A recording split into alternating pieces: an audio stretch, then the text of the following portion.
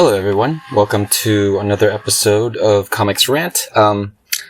I am Arvin Bautista and I am gonna change the format a little bit here. I haven't been doing any of these shows in a long time, and today I have time. It's been kind of crazy. Last show I did, I think, I was talking about the Snyder Cut, and that's come out, and a lot of crazy stuff has happened since then. Mass pandemic ongoing, to say the least, of those things. So today I'm in my garage. Everybody in my family seems to have their own thing to do today, and I actually have this free time, and I decided to do what I usually do. Back when I was not married and I was when I was a little boy. So I think the last time I ever really went through these boxes was 10 years, 11, 12 years ago or something like that. So anyway, I'm getting ahead of myself. What I'm going to try to do is I'm going to take one of my comic boxes, one of the small ones, and then just kind of like take stuff out. This is what I used to do on days that I didn't have anything to do. This is just a cover for this video because you can't see my face. It was going to be boring, but I'm actually not going to talk about this. I'll probably talk about this some other time. This is one of my favorite comics. But okay, so let's do what I said I was going to do. So I have a bunch of comic boxes. Whoa, this is almost a bad thing. A bunch of comic boxes at home that I haven't really dug into in a long time. This is one of them. Let's see what it says. So it says Indies, Image, Rocketeer, Adventures, and Ex Machina. So you can kind of guess what it's going to be there. But let's, oops, my little stand here just came off. So yeah, it's going to be really off the seat of my pants filming here. It's going to be like ghetto, guerrilla nerd, journalism. Okay, so here is that box. I'm going to be just as surprised as you are. I mean, I kind of looked through it a little bit, but, you know, let me just flip through some of this stuff here. Ooh. So I have that Rocketeer stuff that I was talking about, like right here. And if you guys have ever seen this, this was Mark Waid and Chris Somney stuff with Alex Ross covers. It's really great. I remember getting it when it first came out. Chris Somney's art is awesome, but I didn't really like the story that Mark Waid was doing. I don't know what it was. Maybe I'm just too much of a stickler for Dave Stevens stuff. I mean, but it looks great, right? This looks great. I did spot these books. It's going to be one of those indie episodes, isn't it? Uptight by Jordan Crane. And, ooh, look at this one. I got Vertical by Stephen T. Siegel and Mike Allred. I'm just going to start whipping out things here that I have.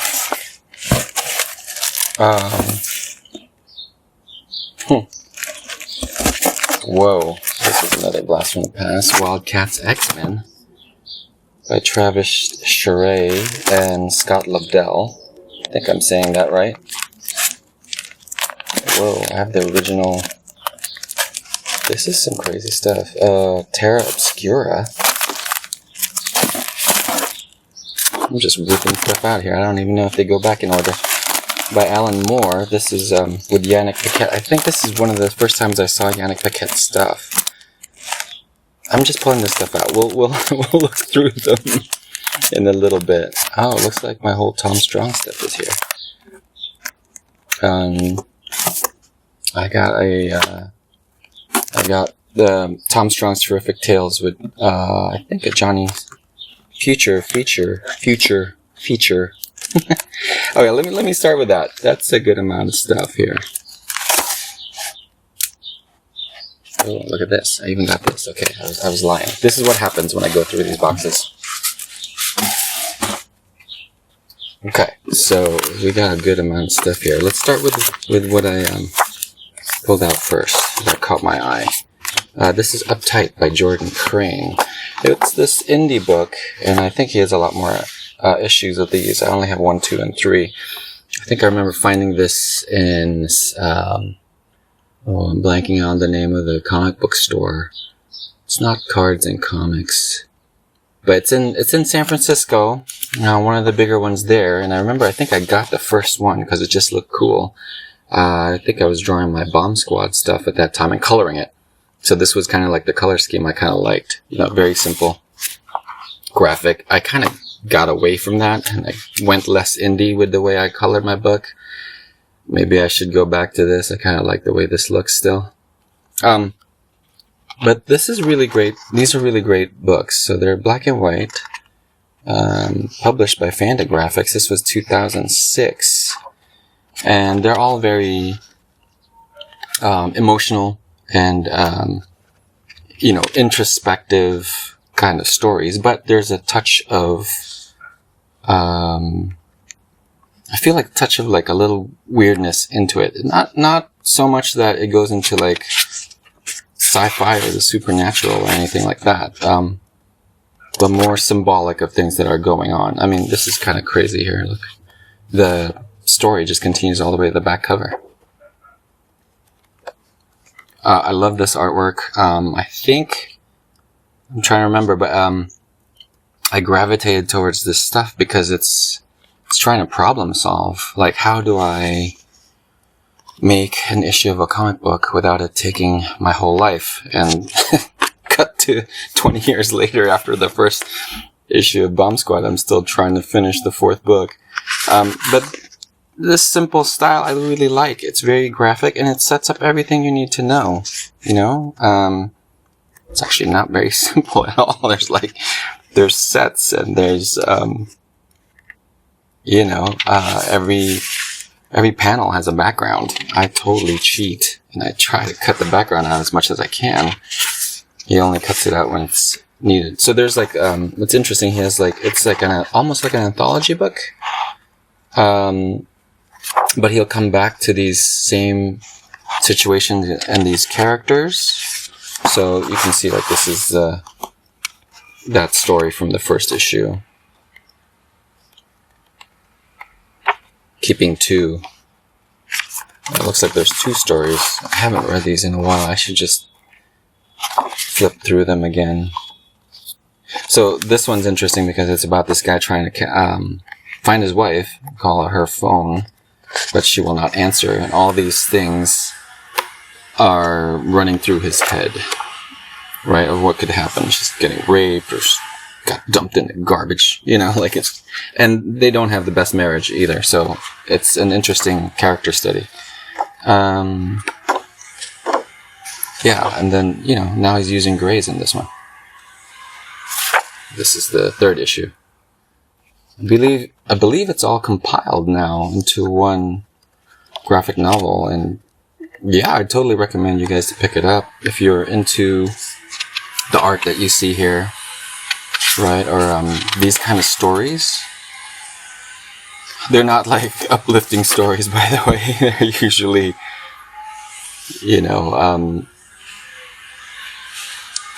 bitter slice of life.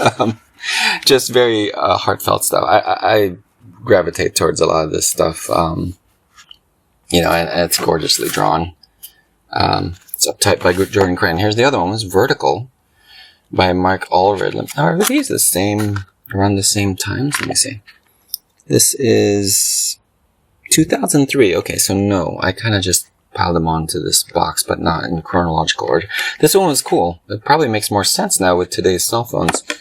And reading things on webtoons, but it's oriented vertically, and it's about like this. I think it's like let's see, it's kind of cool. So it all flips up here, and you can kind of like follow this thing as he's flipping out, and he's landing on these cardboard boxes. I think he's like a stuntman or a tightrope walker or something like that. I forget, but I think he finds meaning in his life, and it kind of gives him like a certain peace when he's doing this stuff. Oh, sorry, you can't really see it very well, can you? There. This like Andy Warhol looking thing is pretty neat. Like Allred's doing. Definitely something I need to flip through again. I'll try not to spoil it for you. But I love that it's like the verticality of it. Oops, I just bumped it. Verticality of this comic. It came out in 2003, so I don't think I had an iPhone yet. I think it was a Motorola Edge or something.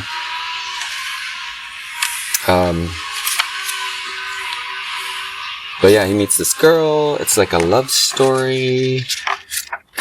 And, you know, just some great looking panels here. Let me just study this. As he's like falling. Just cool. I'm not sure where you would find this anymore. Wildcats XMen by the Golden Age. Scott Lundell and Travis Charest. This is when I was getting into his... Well, I was getting into his stuff with like his very early like... was it Wild Star? What are they called? They're like these Green Lantern type characters in the DC universe. And one of the main characters is all red and he's got like a star on his eye or something like that. And he drew... Travis Charest drew a lot like Jim Lee. Like a lot. But I loved it. It just looked really good. And I think this is the one where he kind of broke out of that. I mean, he was heading this way anyway with his drawing. I mean, look at that drawing. It's fantastic. He was heading this way, but this is kind of like where he exploded with his style. And this is just what we know him as. This is the way that he draws his stuff now, like Space Girl and stuff like that. And some cool, very illustrative style. You know, and I just ate it up. I mean, I would forgive a lot of his storytelling quirks just because his style is so good. So good. Yes, this is what I do when I'm bored. I just like flip through all these things. You know, and he'd use the sepia color, simple sepia, mostly pen and ink stuff, you know, just really gorgeous. Look at that grass. Yes, please. I would never want to do that. But it reminds me of some of the Chinese manhua drawings, you know, where every fiber of their hair is drawn. And, you know, Charest just went to town on some of this stuff. I would never want to ever draw that car, but it looks so good. You know, and it's got like this crazy sequence here with 4, 8, 12, 16 panels of action. You know, Zealot and, you know, this was cool. Wildcats and X-Men combining. I think there was an Adam Hughes one after this. The train's fantastic. Got Indiana Jones vibe going on here, and Nazis. You know, cool Luftwaffe. I don't know how you say it. Luftwaffe airplanes. You know, the secret German army kind of things. Some Star Wars looking stuff. You know, Trusan kind of. Wolverine with before he had his claws, so he got this contraption on. Look at that sweater. Yeah, that was the kind of stuff I was loving. You know, and he just drew the whole book. Jeez, like I wasn't expecting him to draw this whole book, even now. But you know, he took some shortcuts because some of his stuff is just so crazy in the beginning. But he met his deadline and he got this done, and it was an awesome crossover. Still memorable. Okay, so now what was that one? Terra Obscura. Yes, Yannick Paquette. I was just looking at some of his stuff now, but I believe this is the first time I saw him draw anything. So I ate this stuff up. I just picked it up. This was when Alan Moore was doing his own imprint over at DC. He went back and he had his own thing. He I think he even planned for DC to hold on to these characters if they wanted to. It was like kind of like him being okay with these characters that he makes and somebody else owns them. But he got to run this whole thing, America's Best Comics, as his own imprint and do his own storylines and do whatever he wanted. And this is his Terra Obscura one, where how am I going to describe this? It's like, his analog heroes and commentary of them. I wouldn't say it's like Watchmen. It's just a different story. Just a different story. But it would be, I guess, there's that style of story.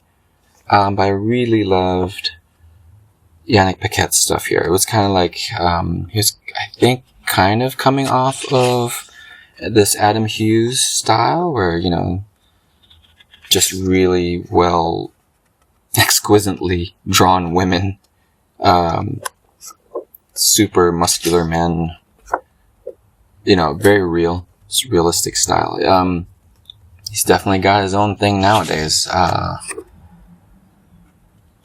This is, I'm sure there's like some kind of meta commentary here about characters that exist already. I just don't know what it is. I just remember liking the story. Mature take on superheroes. I think it's like 6 issues or something like that. It was a good story. I remember it being a good story. Definitely something for me to flip through and read again. As if I didn't have enough to read already. And this was also part of that line, America's Best Comics. This is number 2? Oh, of this anthology style, Tom Strong's Terrific Tales. So it's all these characters from that universe. And, he would have different artists come in here. This was Paul Rivoche. Sorry, murdering names is my skill. And, Tom Strong was just super cool. It's just this pulpy, character in this pulpy world. But what I bought it for was the Arthur Adams, Johnny Future stuff that's here. This is some unbeatable stuff. Super detailed. Yes. And there's this messed up sequence here with this guy has like the hots for Johnny Future. See? But it's, kind of like this B-movie style, adventures. They're very good. Just incredibly drawn. Like, I'm still zooming in here and you're still seeing a lot of detail. Like Arthur Adams does. I am not sure if they ever collected this stuff. They probably did. But he's fighting like these, very well endowed insect creatures.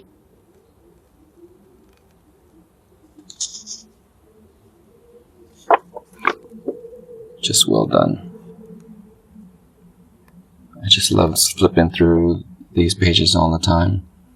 And then they had a young Tom Strong in there too. And it was kind of neat. Alan Moore got to work with all these really great artists. I think Kevin Nolan had a feature with him too. And Hilary Barda doing that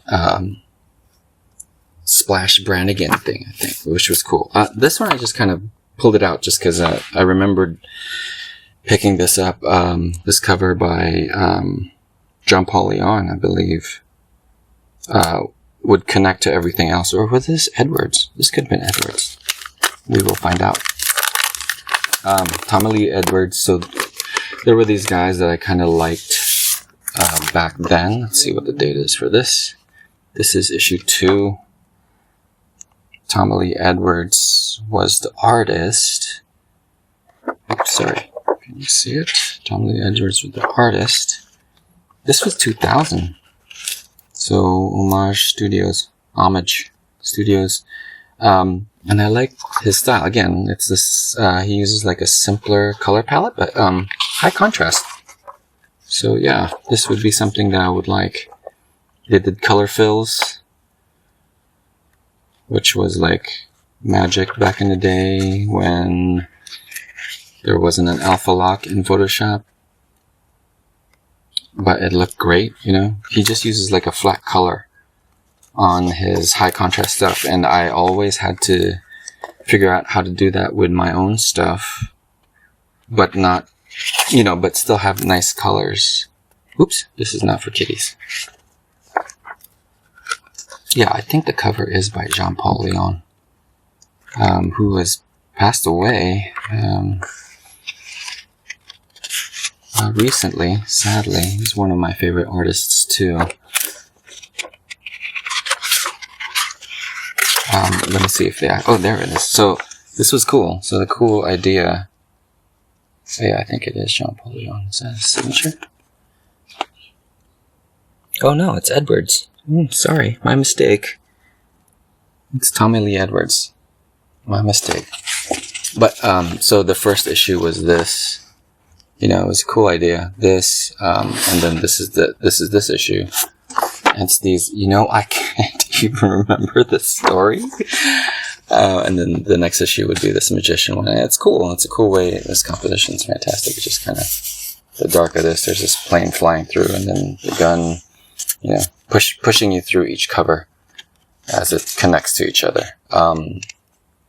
But maybe this is kind of like what influenced me to do, or this style where it would be like a character per issue, and then you kind of put them all together at the end. This was 2000.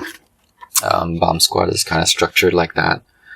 But no, I'd be lying to say this is where it came from. It's probably like all sorts of other comics back in the day that did this trick. I should read this again. I have no idea what this story is about. But the art is gorgeous, right? Like, this was before I had access to the internet and could just download people's scans of this stuff, you know. And I mean, not the comic, just scans of their artwork or portfolios on their website, so I could just look at their artwork and see how they did certain things. So I would just go through my comic boxes, get inspired, right? Flip through all these things, get inspired, and start drawing. Anyway, that was it for that box. Hope you enjoyed this meandering episode of ComixRant. I might have some more of these. I mean, not this comic, some more of these episodes, because it's kind of cool. I've forgotten about a lot of these books that I've had. They've been tucked away in my garage for ages, and maybe it's time to bust them out again. Anyway, that's it for this episode. I don't think I'll have a drawing portion. Let's just see if I can get back in the groove of doing episodes again. And that's it for today. This is Arvin signing off. Have a good week or whenever I will see you again. And let's talk and read some more comics.